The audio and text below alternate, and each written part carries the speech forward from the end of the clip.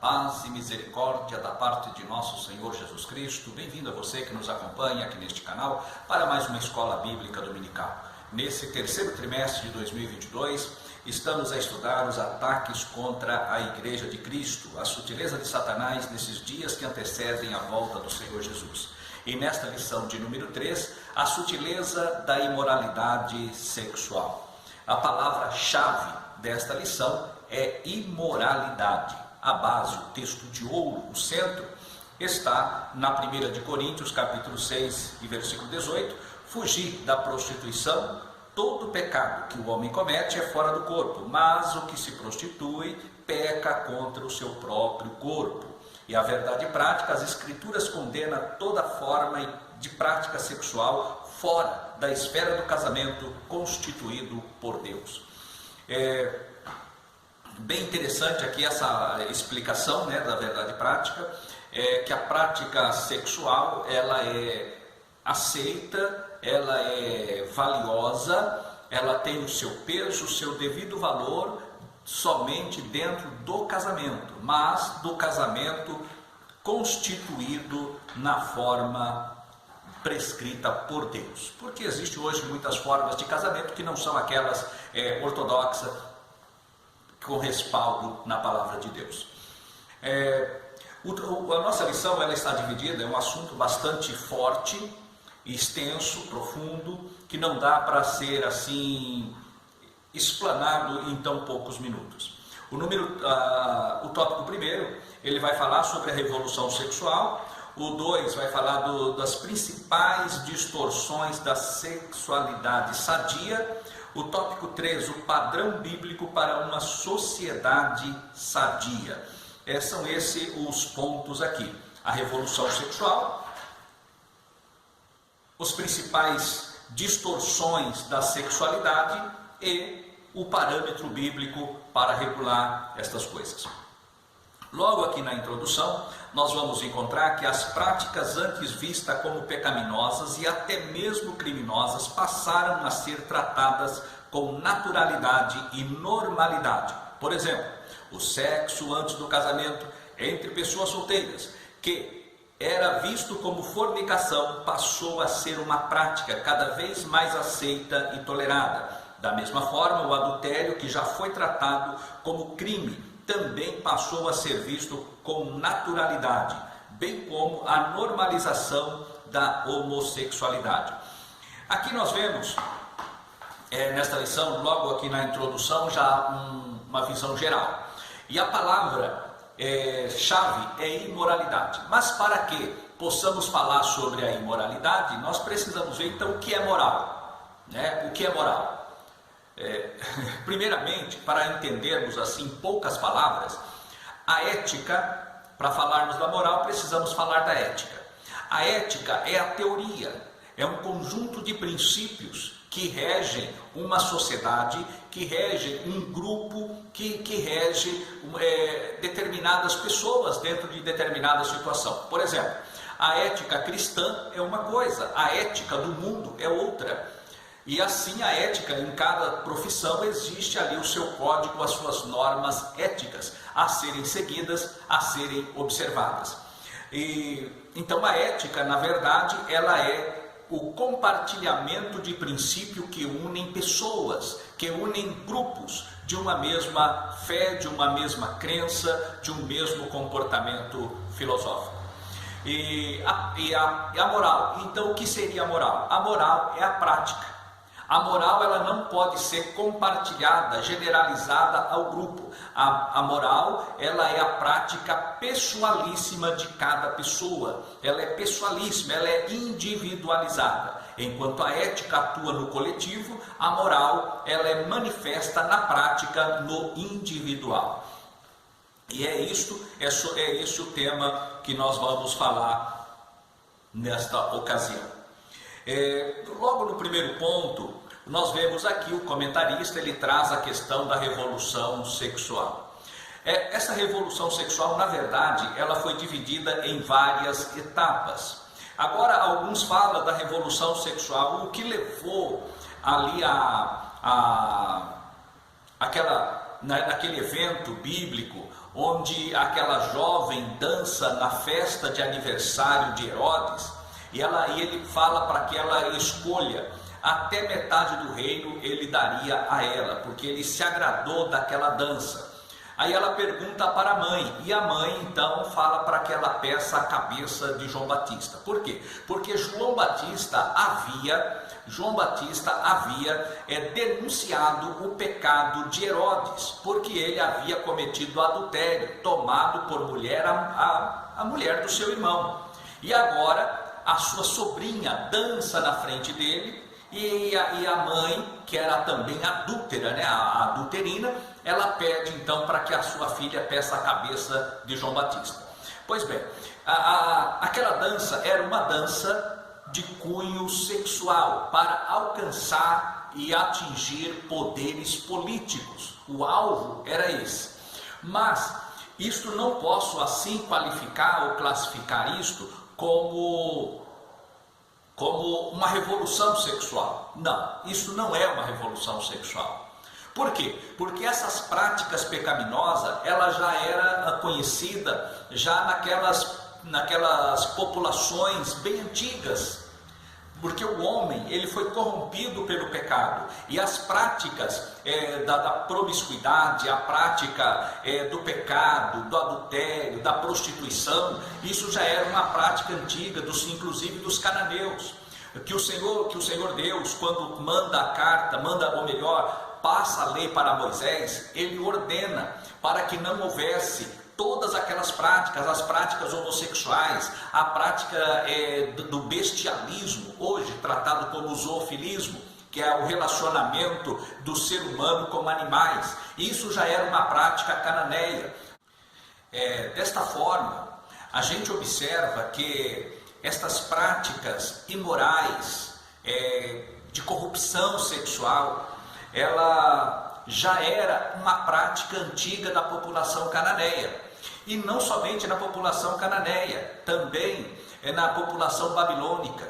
Nós vemos na antiga Grécia, nós vemos essas práticas incestuosas, adulterinas, com Césares de Roma, principalmente Calígula, né, que foi um dos homens mais promíscuos que assumiu o trono do Império Romano. Então isso é uma prática maligna. Então isso não é revolução sexual, isso é corrupção, falta da moral, né? Agora, o que nós podemos ver dentro do contexto da nossa lição, na verdade a revolução sexual ela começa na sua primeira etapa no século XVIII, juntamente com a Revolução Francesa. Aí vem lá no século XVIII, século XIX, ela tem aquela fase da Revolução. A segunda etapa, ela começa na década de 60, até porque a década de 60 marcou a história da humanidade. A história da humanidade foi uma até os anos 60, e de 60 para cá, uma outra história em todos os sentidos. Assim, aquele movimento da contracultura, que o movimento hippie, o movimento lá na Universidade de Paris, onde levantou-se o lema "é proibido proibir", e veio aquelas revoluções através das músicas, inclusive aqui no Brasil. Foi lançado aí um determinado cantor, lançou a música "é proibido proibir", com base naquela revolução que aconteceu lá em Paris nos anos 60. Desta forma, nós vemos que a revolução sexual ela veio trazer esses movimentos, como quebra de tabu, dizendo que a virgindade para a moça era um tabu a ser quebrado, o casamento indissolúvel era um tabu, o adultério era um tabu, a legalização do divórcio, para legalizar o divórcio era um tabu, e tantas coisas, e assim eles foram quebrando, e nós podemos dizer, tive a oportunidade de dar uma palestra no mês passado, e nós abordamos aqui esse assunto acerca do direito de família no Brasil, que o Brasil ele saiu da retaguarda para a vanguarda, olhando com a lente progressista. O Brasil hoje, o direito de família no Brasil hoje é o mais avançado do mundo, é o mais progressista do mundo. olhando por esta lente. E nós vemos o que foi isso. Foi a quebra de paradigma, o rompimento de barreiras, a quebra dos chamados tabus, né? E isso é uma degradação moral da sociedade como um todo. Nós vemos no tópico 2, nós vamos ver os principais distorções da sexualidade sadia. Aí nós vamos encontrar, porque quando nós falamos aqui a prática da fornicação, a fornicação é o relacionamento sexual entre solteiros, entre pessoas não casadas, e isto é tido como fornicação.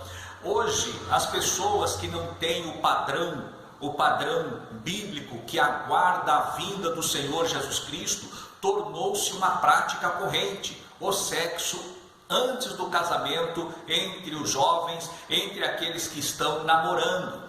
As pessoas começam hoje um relacionamento e para saber se vai ou não ir adiante, ele já tem que fazer o teste da cama. Isso é um absurdo que nós estamos vivendo. Me recordo, numa das congregações pelas quais passamos, havia ali um jovem, um moço, né, estava divorciado, e ele começa então a gostar de uma moça de uma outra denominação, e ali eu falo, alerto ele, mas não teve jeito. De repente ele conversa comigo, fala: olha pastor, não teve jeito, e acabei caindo ali em pecado com aquela jovem. Eu disse para ele, eu te alertei e disse o que poderia acontecer, e você não vigiou. Por quê? Porque essas pessoas, elas partem do princípio que esse relacionamento, essa vida de sexo ativo entre os namorados, na vida de namoro, como algo que é normal, algo que não impede a salvação, algo que não impede a comunhão com Deus. Isso é um absurdo. Nós não podemos compactuar com isso. E hoje é o que está acontecendo no meio cristão, infelizmente. O outro ponto que é tratado a respeito do adultério. O adultério, na lei do Código Penal da década de 40, né, o decreto-lei, ele foi estabelecido ali que o adultério era crime, era tratado como crime. E tanto a pessoa, tanto o traído como o traidor, né, na questão do adultério, poderia, né, representar o outro criminalmente. Não era uma ação penal pública que é proposta pelo Ministério Público, mas era uma ação penal privada. A mulher teria que fazer a representação contra o marido, ou o marido contra a mulher, se fosse o caso da mulher ser adulterina. No princípio, nos anos 80, quando comecei a advogar, tivemos aí a oportunidade de militar numa causa desta, onde estava ali presente o adultério, numa ação penal para que incriminasse a pessoa que havia cometido a prática do adultério. E nós vemos que essas coisas, no direito penal brasileiro, ela caiu, hoje não é mais. E não somente isso, no direito de família, o adultério era motivo para divórcio, para a perquisição da culpa pela separação. Hoje, com a mudança que houve na lei brasileira, principalmente com a emenda constitucional de 2010, nós já vemos que não precisa provar a culpa de ninguém. Basta a pessoa querer divorciar, ela já se divorcia. E já o adultério foi, de uma certa forma, hoje é um comportamento padrão. É um comportamento padrão no meio de uma sociedade corrompida. E nós não podemos aceitar isto no meio da igreja. Mas o que nós estamos vendo hoje? O que nós estamos vendo? Algo precisa ser entendido. Algo precisa ser compreendido. Que muitas vezes, beleza não segura casamento e sexo também não segura casamento. O que segura casamento é o amor, a reciprocidade, a união do casal, o companheirismo, né? É isto que vai, a vida a dois, a amizade, aquele relacionamento de alma é que vai tornar um casamento duradouro, e não simplesmente a prática sexual, porque existe hoje pessoas que se submetem às coisas mais horrendas para poder segurar o marido em casa ou para ter a esposa do seu lado. Nós estamos vendo quartos de casais cristãos, por quê? Que se tornaram uma verdadeira abominação diante de Deus. Por quê? Porque lá fora se apresenta como uma dama, o homem quer a esposa como uma dama perante a sociedade, mas quando chega dentro de casa, ele quer que a sua esposa seja uma prostituta. Isto é pecado, isto é abominável aos olhos de Deus. A nossa esposa não é para ser tratada como um objeto. Assim também há mulheres que querem fazer do homem um objeto, um brinquedo sexual, e não é isso. E por conta dessas mudanças que estão aí fora, aquelas pessoas que estão principalmente hoje na internet, trazendo ensinamentos, pessoas que não têm conhecimento bíblico, pessoas que não têm vivência com Deus e quer trazer a corrupção para dentro do casamento como se fosse preservar o casamento. Na verdade, destrói o casamento com essas loucuras implementadas de fora de uma forma totalmente errada. E nós vemos aqui a questão da homossexualidade. Aqui essa expressão homossexualidade está sendo usada em lugar de homossexualismo, porque existem aquelas questões que falam homossexualismo como doença. Olha, homossexualismo não é doença, tá? Mas é uma influência maligna, uma influência de demônios.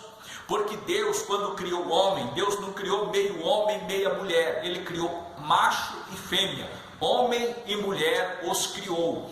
Nós vamos encontrar, quando Deus ele vai falar do homem, ele usa a expressão ish, né? Que quer dizer pontudo, e isha, que quer dizer cavado, para referência ao homem e à mulher. Mas agora, quando nós chegamos no capítulo 1 do Gênesis, no versículo 27, nós vamos encontrar a seguinte expressão: e criou Deus o homem, à sua imagem, a imagem de Deus o criou, homem e mulher os criou. Esse homem e mulher os criou, aqui nós vamos encontrar no hebraico uma outra expressão, não é nem o ish e nem isha, mas nós vamos encontrar zakha para o homem e ekvah para a mulher. Ekvah, mulher, e zakha para o homem. Esta expressão, e nesse caso é macho e fêmea. A sexualidade, o Senhor criou a sexualidade. Então, Deus não criou, tem pessoas que falam, nasci no corpo errado. Não existe isso. Essa história de nascer no corpo errado. Isso é corrupção do gênero humano, como nós estamos vendo nesses últimos dias. Aí o nosso comentarista, ele vai dizer aqui, invocar um ponto que eu acho de extrema importância, que fala que a questão da homossexualidade ter a ver com a genética, que isso também não se comprova pela ciência. Por quê? Os gêmeos idênticos, que são nascidos da mesma placenta, eles possuem na prática ali o mesmo DNA. E já houve casos de gêmeos idênticos que um era homossexual, o outro não. Se fosse um problema morfológico, então ambos seriam homossexuais. Isso mostra que o homossexualismo é decisão, é comportamento, é uma questão comportamental e não uma questão diferente, uma outra questão que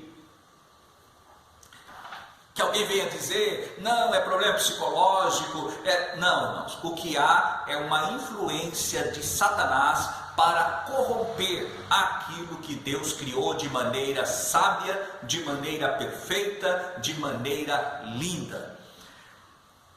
E Satanás procura corromper estas coisas. E na sinopse do tópico 2 nós vamos encontrar o relacionamento pré-conjugal, extraconjugal, homossexual. É uma prática que distorce o propósito de Deus. tanto o sexo antes do casamento, ou fora do casamento, ou ainda o relacionamento homossexual, é algo abominável, que o Senhor reprova. Então, isso vai contra e fere os princípios da palavra de Deus, o princípio judaico-cristão, que é a base da nossa sociedade ocidental e em especial aqui no Brasil. E para a conclusão do tópico 3, nós vamos encontrar o padrão bíblico para uma sexualidade sadia. O sexo, muitas vezes as pessoas dizem, né, e vai a extremos, dizendo que o sexo é somente para a procriação. Não é. O sexo não é apenas para a procriação. O sexo é porque os dois, homem e mulher, se completam no sexo. Nós vamos encontrar lá na carta de Paulo aos Coríntios, dizendo que o homem que se faz com uma meretriz, ele está pecando contra o seu próprio corpo.